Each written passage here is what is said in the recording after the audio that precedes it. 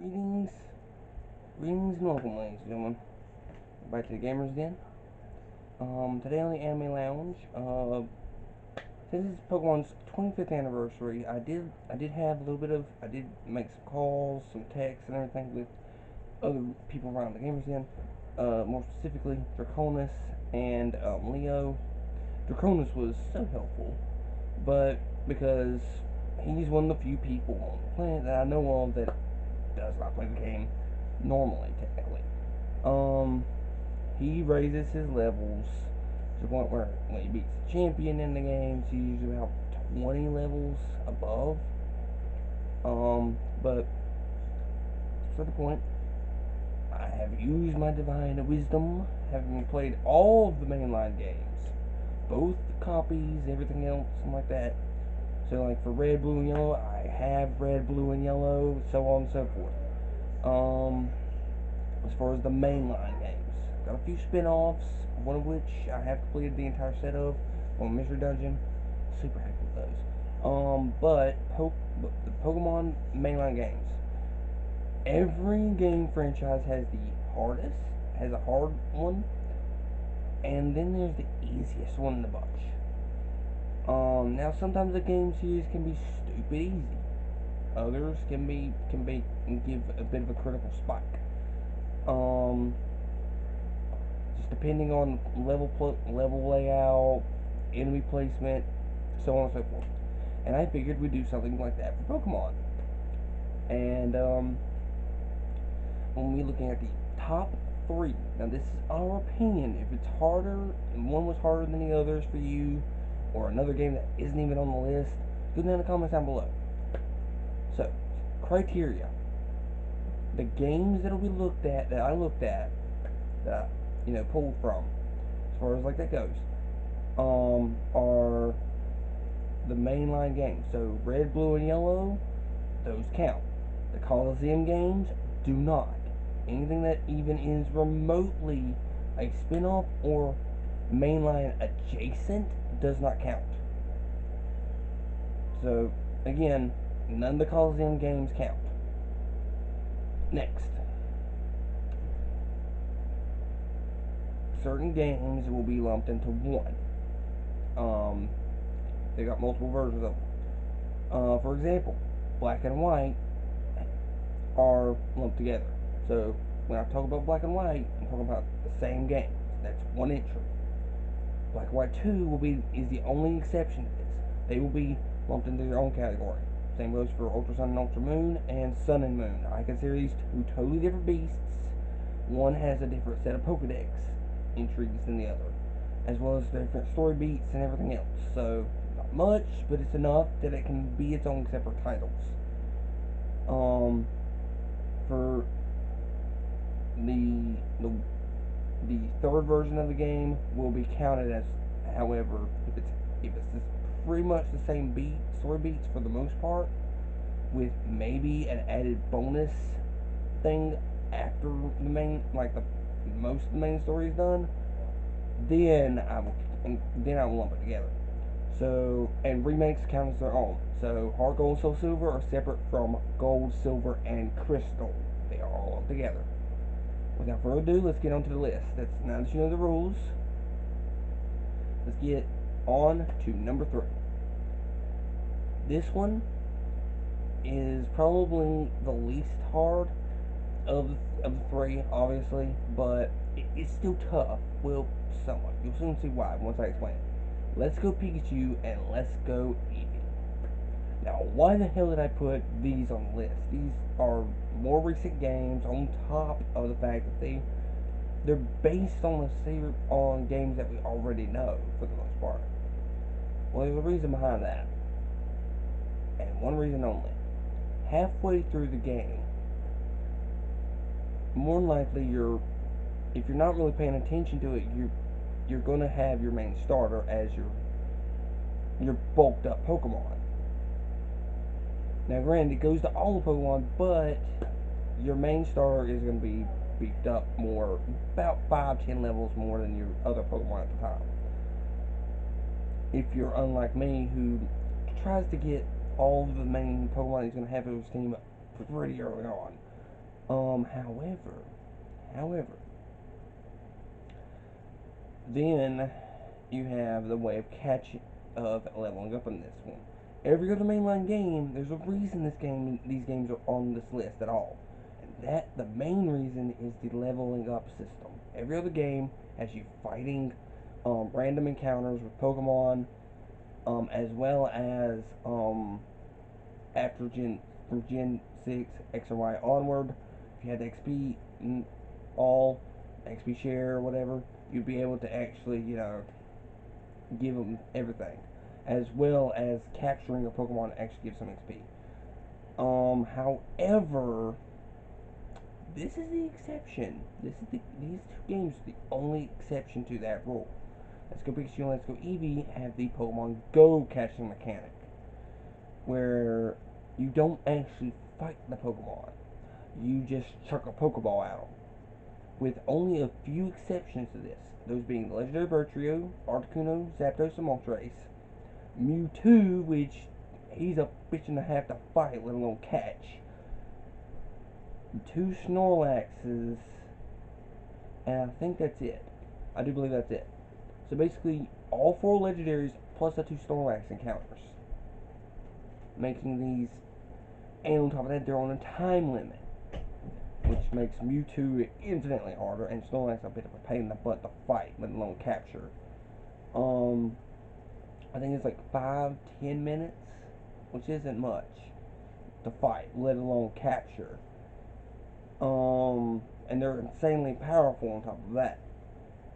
Then you couple that with the fact that you have the Elite Four, Lance, which he was a champion.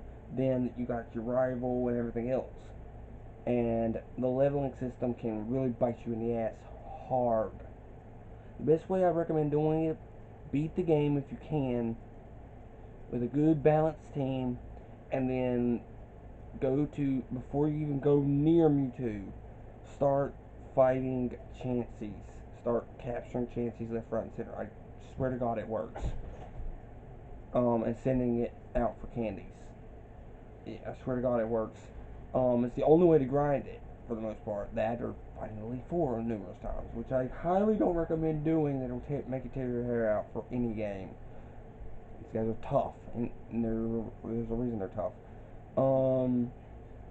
Yeah, they're only here because of the leveling up system in this game. That's the main reason. It's really hard to level up in this game. It's really stupid. It's not really so much hard, so much as stupid.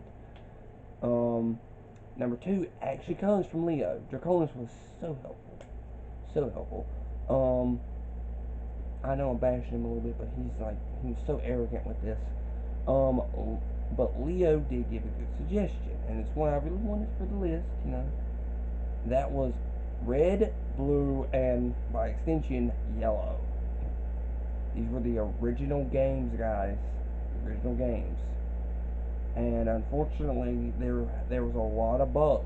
A lot of bugs with these games. One of them being for one of the 15 types at the time. Psychic. Now, everybody knows what Psychic weaknesses. But during Gen 1, the Dark type didn't exist, for one thing. So, Bite was just, a normal attack. Bug and Ghost were your only go-tos. The most powerful one at the time, bug move at the time, was Twin Needle. Only could be learned by Beedrill, which, while one of my favorite Pokemon of all time, even I cannot deny that this thing is weak. Plus, it's a poison type, which Psychic type's going to smack. And there's a big glitch with the Ghost type. The only attacking move is Lick, which is useful somewhat. You can paralyze it, but Lick is very weak. You're going to have a hard time taking something out with Lick, with Stab super effective moves. But it's the only Lick only is the only attack move that, you could play a Curse, but that's stupid. And couple that with the fact that the only Ghost types in the game was one evolutionary line. Ghastly, Haunter, and Gengar. An entire evolutionary line. That was only one. So it's why Agatha, one of the Elite Four members, only has two Haunters or two Gengars and a Haunter. She's and on top of that, again, these Pokemon are also double as poison types. Which Agatha also had an Arbok and a Golbat, so she basically like a poison type user than a ghost type user. But I digress with that. They did kind of fix her in later games. But yeah, guys, ghost types and bug types were stupid weak back in Gen 1. It could be easily trounced by most people.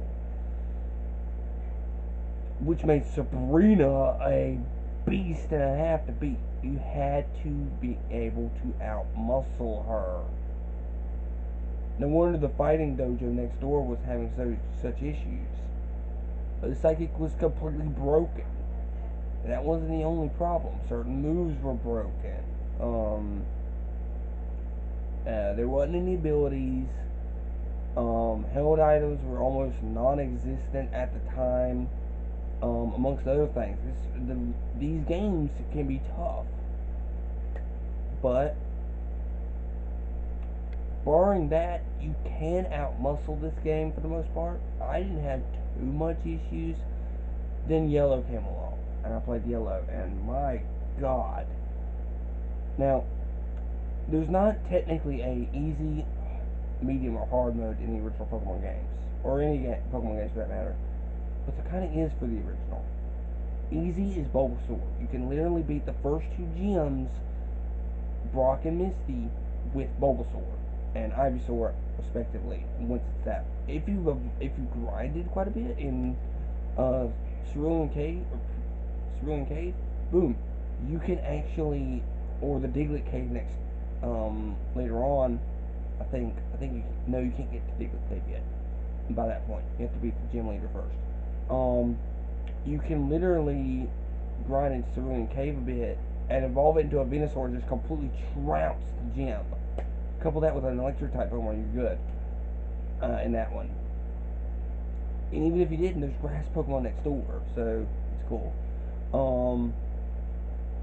But if you pick Squirtle, that one's your medium, because it can beat Squirtle / Wartortle by that point if you've leveled up properly and done, didn't go with Draconis' method.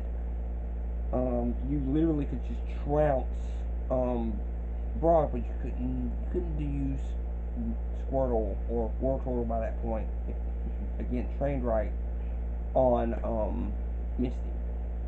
Charizard is your hard. Rock and water are super effective on a fire type. So Charizard is the fire flying, which basically means you're pretty much screwed against rock types. For the most part. It's kind of hard to burn rock. But couple that with the fact that Charizard's kind of useless in Gen 1 for the most part. It can't even fly until Gen 2. What the hell? Or maybe it was a Yellow, I don't know. But then comes Yellow. You're forced to pick Pikachu. And unlike in the anime, Pikachu in this game works like the game's mechanics. You cannot Thunder Shock the Onix or the Geodude at all. You are screwed. Somewhat. If you know Pokemon placement and everything, you can get through this in Pokemon Yellow. It's not too difficult, but they are difficult in certain areas. But here's some honorable mentions before we get to number one, because you're gonna love number one. It's probably the one that I think is universally named the hard one. That's your clue. Right out the gate, Ultra Sun and Ultra Moon, mostly for the end game with Ultra Necrozma. That thing's a beast and a half to get a hold of and get ahead of. You can cheese it, but if you don't cheese it, he can be a beast to take down. I don't know if he's an Ultra Beast. So, ooh, I made a joke. Black and White. These can be challenging if not handled properly. Same goes for Black and White too. Not handled properly, these games can be really kind of little. Gold, Silver, and Crystal, and Heart Gold, Soul Silver, mostly because of Whitney. Elevation Spike, but after that, it's kind of a cakewalk. After you get before and after winning, it's a bit of a cakewalk. The rival can be a bit of a pain sometimes, but not too much. What's win number one though? Diamond, Pearl, and Platinum. There's a reason me and from the looks of things, a lot of other people are really hoping fairy types are in this game and are really excited for seeing Porygon Z, because that basically means they're going to use the Platinum decks, which means a bigger pool, and that means you have a choice if they bring in Fairy, which more likely they will. I mean, they did it with Let's Go Pikachu, Let's Go Eevee, so why wouldn't they here? But for you can use Clefable, which is a super beast of a tank, a bullet sponge and a half, Gardevoir or oh, I had his name, Gallic, because they're psychic types, or no, Gardevoir or Clefable. These are the ones I'm going to use in the new remakes. However, there's a reason for that. Cynthia. I'll get to her in a minute. But right out the gate, the leveling up in this game is atrocious. The game spikes at various points, and at a certain point, you're kind of screwed. Even the wild Pokemon you got to worry about in these games are stupid. Trainers can be equally stupid. Just the common run-of-the-mill ones, not even the gym trainers. But then you get to the gyms and the Elite Four and your rivals. Holy hell. The bad guy team. Again, holy hell. But then you get to Cynthia. Now, I love this character. I really do. She's an awesome character. Good mentor for Ash in the anime. I like her in the games. I don't like her fights, guys. I really don't. She is stupid hard. If you don't know what you're doing, you're going to get sucker punched bad. And I don't mean by the move. Oh, hell no. Right out the gate, almost every time she tosses out a Spiritomb. Now, during Gen 4, Spiritomb had no super effective stab moves that would work super effective against it. It was a dark ghost type. Nowadays, we got the fairy type that we can nullify that pretty easy. Back then, Spiritomb was a beast. If it only knocked out half your Pokemon, Cynthia's second Pokemon, which she always consistently followed up with, would always knock out the other half if you weren't careful. Everybody's gotten it at least that one time. Now, granted, Draconis did give me a method that I can use, but right out the gate, her second Pokemon is a Garchomp, and this is her ace in the hole. Once you get rid of this thing, the rest of them are a bit of a cakewalk. Don't let your guard down, but they are a bit of a cakewalk. The thing is, though, guys, this Garchomp is speedy as hell, strong and powerful, and will hit you like a tank running like a bat out of hell. This thing will smack you hard if you're not careful. So stock up on revives, save whatever max revives you got on hand, and any ethers and elixirs before going into this fight with Cynthia. But then you couple that with everything else I just said, plus the fact that these games are kind of slow after a certain point, halfway through the game. Oh, it's so slow. But couple all that together, these games are the hardest. I'm so sorry. These games are the hardest of the lot. So keep that in mind. Be careful as hell. Or just be Draconis and just level up your Pokemon to level 80 to 100 before you all like 3 of them up and so that way you can just trounce them every time. Of course you're gonna trounce them. You're at level 100. Dude takes hours on his game. I only wait until afterwards to start doing that crap. But with that being said, guys, be sure to like, share, subscribe, ring the bell for notifications, go down in the comments section down below, let me know what you think. What do you think is the hardest game in the mainline series? or hardest game in general. I personally thought the tail end of the second Pokemon Ranger games was pretty tough. Um, Shadows of Omi, I do believe it was called, and I don't like the Sky Tower and the Mystery Dungeon games. I really don't. No. With that being said, guys, I've been King Lupus. It's been Gamers Den. Hope to see you guys next time. Next week, I will be doing another Pokemon video. Keep that in mind. We're going to keep in tune with the toughest of the tough. So, that's your clue. Hope to see you guys next time. Bye.